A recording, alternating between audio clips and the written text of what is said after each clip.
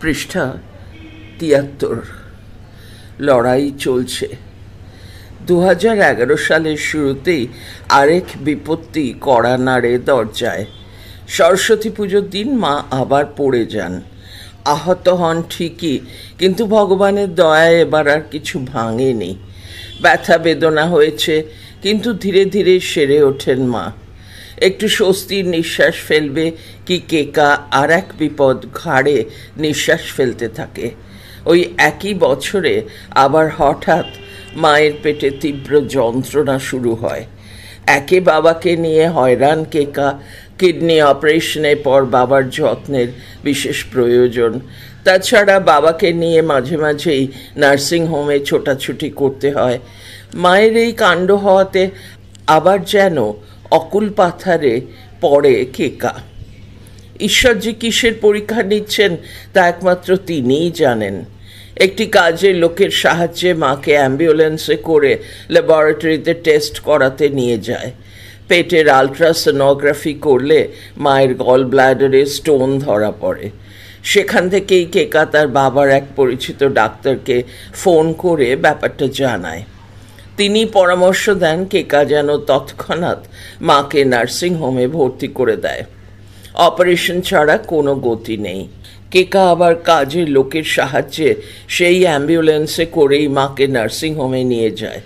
কিছু টাকা কেকার হাতে তখন ছিল বলে ভর্তি করতে অসুবিধে হয় না, কিন্তু বাড়ি ফিরে এসে দেখে বাড়িতে সেরকম টাকা নেই। মায়ের আবার আগামীকালই অপারেশন। আবার কেকা হন্তদন্ত হয়ে ফ্ল্যাটের একজনকে দিয়ে চেক লিখিয়ে নিয়ে ব্যাংকে যায়, কিন্তু সেখানেও বিপত্তি। ব্যাংকের লোকেদের সামনে চেক সই করিয়েও কিছুতেই সই মিলছিল না। কেকা খুব ভয় পেয়ে যায়। তারপর দু একবার চেষ্টা করার পরে সই মেলে। কেকা আশ্বস্ত হয়। কেকাকে ব্যাংকের পর টাকা দেয়। কেকা যেন হাঁফ ছেড়ে বাঁচে। আবার দাদা ছুটি নিয়ে মুম্বাই থেকে আসে। দাদারও হয়রানি শেষ নেই। যাই হোক, মায়ের অপারেশনটা সুষ্ঠুভাবে সম্পন্ন হলে দুদিন বাদে মাকে ছেড়ে দেয় নার্সিংহোম থেকে। আবার আলাদা করে আয়া রাখা হয়। কেকা ফের বাড়ি অফিস সামলে বাবা মাকে দেখাশোনা করে সাধ্যমতো। কিন্তু এখানেই শেষ নয়। ২০১১ সাল যে কি বিভীষিকার সাল ছিল তা বলার নয়।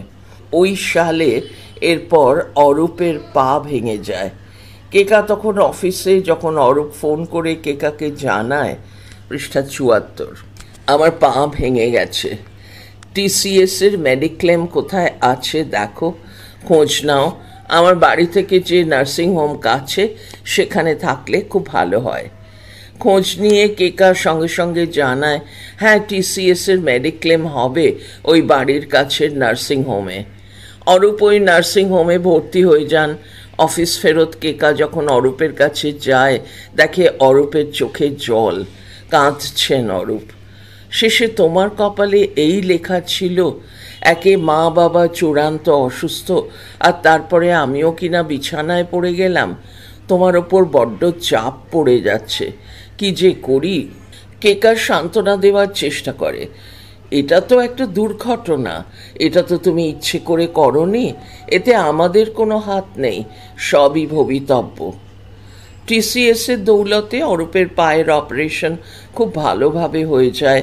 বাঁ পা অপারেশন হয়, প্লেটও লাগানো হয়। টিসিএস মেডিক্লেম চুকিয়ে দেয় সময় মতো। ওখানের ডাক্তারবাবু খুব ভালো অপারেশন করেন। সেই পা নিয়ে আজও কোনো অভিযোগ নেই। ৬ মাস গৃহবন্দী থাকতে হয়েছে অরূপকে। সেই ৬ মাস আর শনি রবিবার কেকার কাছে যাওয়া হয় না। কেকাই তখন ছুটির দিনে অরূপের সাথে দেখা করে আসে। এদিকে বাবা মাকে নিয়ে লড়াই চালিয়ে যায় সমান তালে। জীবনের এক বিচিত্র মোড়ে তারা দাঁড়িয়ে। ২০১১ সালের পুজোর সময় অরূপ আবার আগের মতো স্বাভাবিক হয়ে গেলেন। সম্পূর্ণ সেরে উঠে অরূপ বলেন, আমি এবার তোমার সঙ্গেই থাকবো কেকা। সেই থেকে অরূপ কেকাদের সাথেই থাকেন।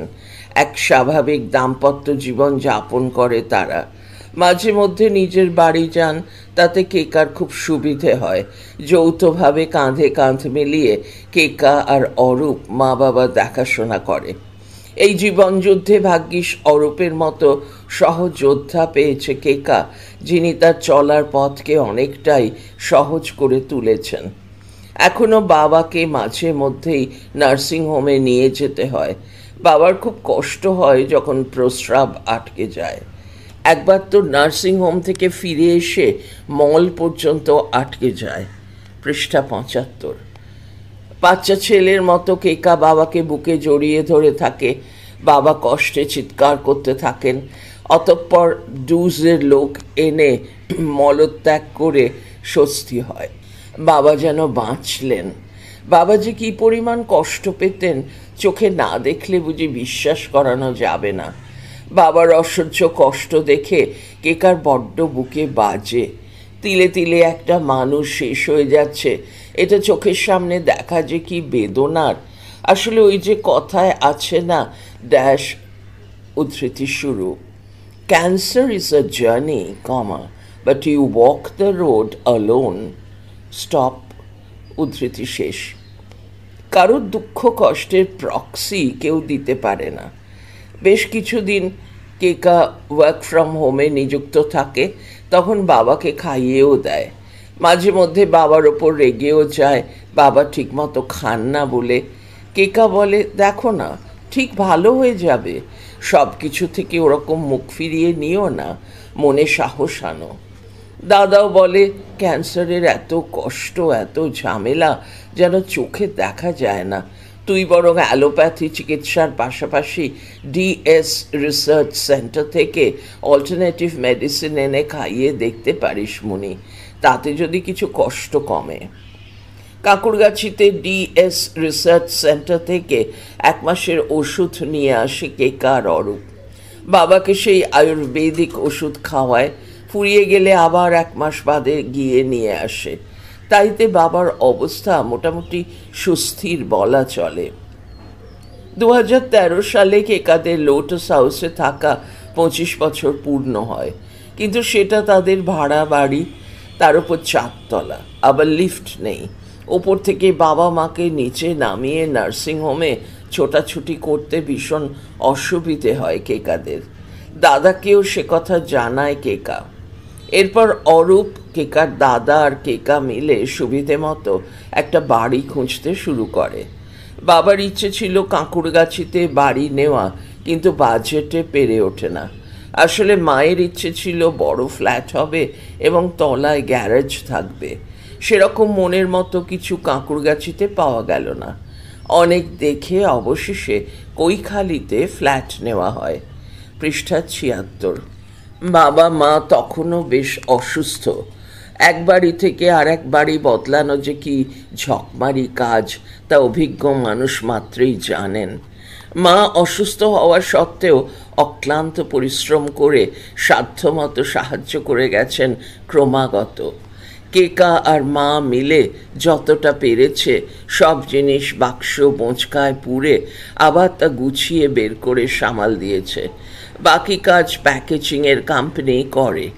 দাদার এই বাড়ি বদলির সময় এসে তাদের পাশে দাঁড়ায়। মুম্বাইয়ের মিস্ত্রি নিয়ে এসে কৈখালির বাড়িতে দেখে শুনে কাজ করায়।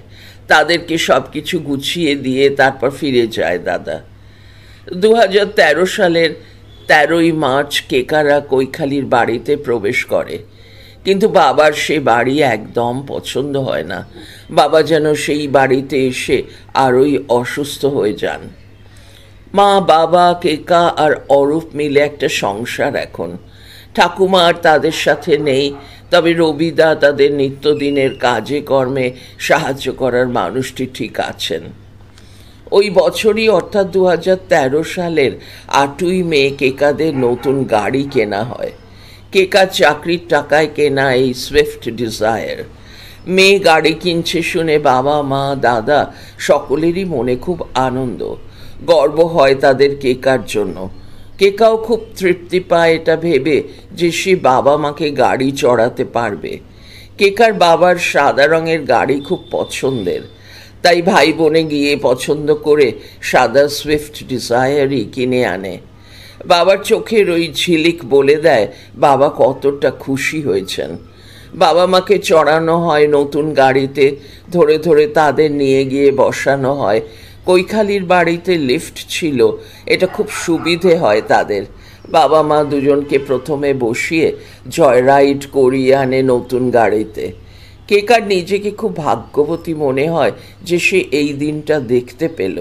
মাঝে মধ্যেই গাড়ি বার করা হয়, বাবা মাকে চড়ানো হয়, কিন্তু বাবা তখন এতটাই অসুস্থ যে তিনি কোনো আনন্দ উপভোগ করতে পারেন না। একদিন রবিদার সাথে কেকা গাড়ি নিয়ে অফিস গেছে, খানিক বাদেই মায়ের ফোন আসে।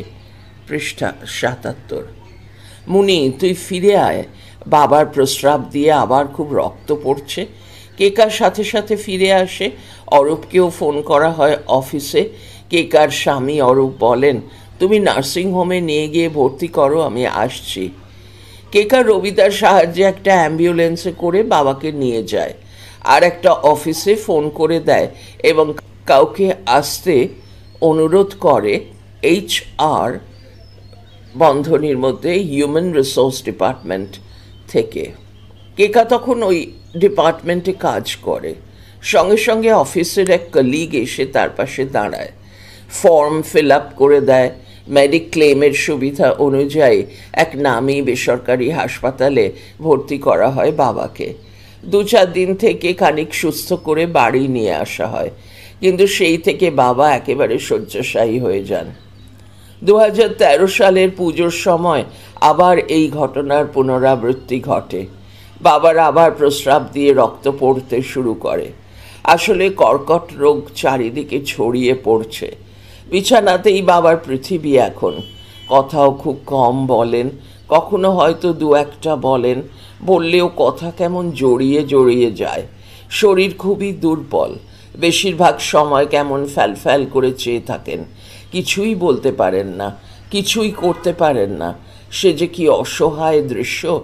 কেকার আজও সেই দৃশ্য মনে করলে বুক ফেটে যায়। শেষের দিকে বাবার হাত পর্যন্ত বেঁকে যায়। ক্যান্সারের সাথে সাথে বাবার পার্কিনসন্সও ছিল। নার্ভের অসুখ, খুব কষ্ট পাচ্ছিলেন। বড্ড অসহায় বোধ করে কেকা। অফিস যাওয়ার আগে কেকা রোজ বাবাকে বলে যায়। কোনো দিন ঘাড় নাড়েন, কোনো দিন কোনো সাড়াই পাওয়া যায় না। একদিন মা আবার ফোন করেন কেকাকে, মুনি অফিস থেকে বেরোতে কত দেরি তোর? এই তো মা, অফিস থেকে বেরিয়ে পড়েছি। কেন মা? বাবার তো অসম্ভব পেটে ব্যথা শুরু হয়েছে, গ্যাস হয়ে গেছে মনে হচ্ছে। তুমি হোমিওপ্যাথি ওষুধ দাও, বলে ওষুধের নামটা বলে কেকা। আরও কিছু নিরাময়ের পথ বাতলে দেয়। পৃষ্ঠা ৭৮। মা কেকার কথা মতো সব করলো এবং বাবার তাতে পায়খানা হলো ঠিকই, কিন্তু ব্যথা যন্ত্রণায় চিৎকার করছেন বাবা। কেকা গাড়ি করে কৈখালির বাড়ি ফিরে আসতে আসতে বাবার সেই আর্ত চিৎকার ফোনে শুনতে পাচ্ছে। এয়ারপোর্টের বাউন্ডারি যখন পেরোচ্ছে তখনও বাবার চিৎকার শুনতে পাচ্ছে। সেই চিৎকার যেন সোজা বুকে এসে বিঁধছে কেকার। কোনো মতে বাড়ি ফিরে কেকা ছুটে যায় বাবার কাছে। বাবা, বাবা, কি হয়েছে বাবা তোমার? বাবার মুখে আর কোনো কথা নেই। হোমিওপ্যাথির গুলি মুখেই থেকে গেছে। রবিদা দেখে বলছে, বাবা তো আর নেই মনে হচ্ছে গুরুবি। বন্ধনী শুরু। রবি এই বলে মুনিকে সম্বোধন করে।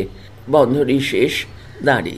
মা বলে ওঠে, সে কি, একটু আগেও তো মুখ দিয়ে উহ আহ শব্দ করছিলেন। তখনই কেকা তাদের কৈখালির পারিবারিক ডাক্তারকে ডেকে পাঠায়। ডাক্তারবাবু দেখে শুনে বলেন, না, উনি আর বেঁচে নেই, একটু আগেই মারা গেছেন। তখন এক কঠিন পরিস্থিতির মুখোমুখি হয় কেকা। নিজের যে ভেতরে কতটা কষ্ট হচ্ছে সেদিকে তাকানোর সময় নেই। মাকে সামলানো দায় হয়ে পড়েছে। কেকা তখন মাকে সান্ত্বনা দেবার জন্যে বলে, খুবই তো কষ্ট পাচ্ছিলেন বাবা, বলো, কিছু তো করার নেই আমাদের, মেনে তো নিতেই হবে, কি আর করবে বলো মা?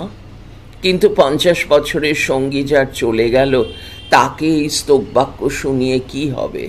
সেই কষ্টের সমব্যথী হওয়ার সাধ্য কারণ নেই। হাপুস নয়নে মা ক্রমাগত কেঁদেই চলেছেন। পড়া চলছে পরের ফাইলে।